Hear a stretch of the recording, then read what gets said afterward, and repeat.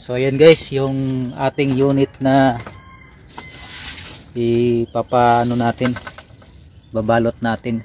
So titest fire po natin kung accurate ba yung kanyang barrel kahit na wala siyang silencer na nakalagay.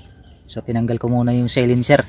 Sinsya na po kayo guys dahil makalat po yung kubo natin. Yan. Ititest fire po natin, ititest fire po natin sa layo na 5 meters lang po. So doon po yung target natin. Yun, yung batil ng pabango.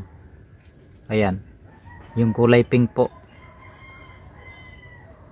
Ayan, may tama na siya guys. Ayan, yung butas na yan, kulay itim na butas na nasa gitna.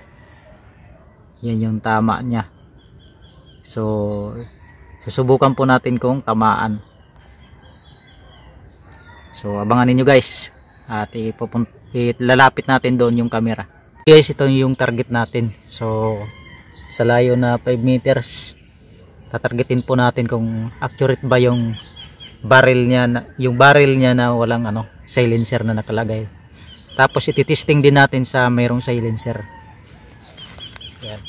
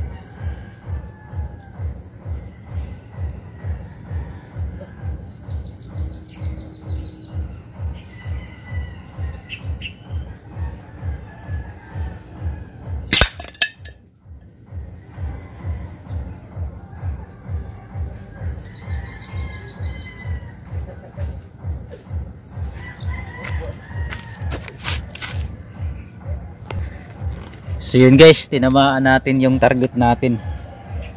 Pero maraming balang nasayang guys. Ayan. Hindi natin matansya yung ano, yung patama natin.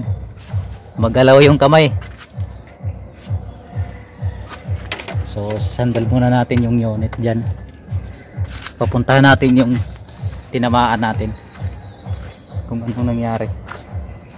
Ayan guys, tumalsik yung battle ng pabango sa baba, yung tama niya guys. Ayan o, yuping yupi. Hindi siya guys natagos kasi umikot yung battle ng pabango. Ayan, parang humaba lang yung tama ng bala kasi umikot yung battle, kaya hindi tumagos. Yan, dito dumaan yung bala niya, yung bala dito dumaan, umikot, kaya hindi tumagos yung bala. Tumalsik kasi yung battle.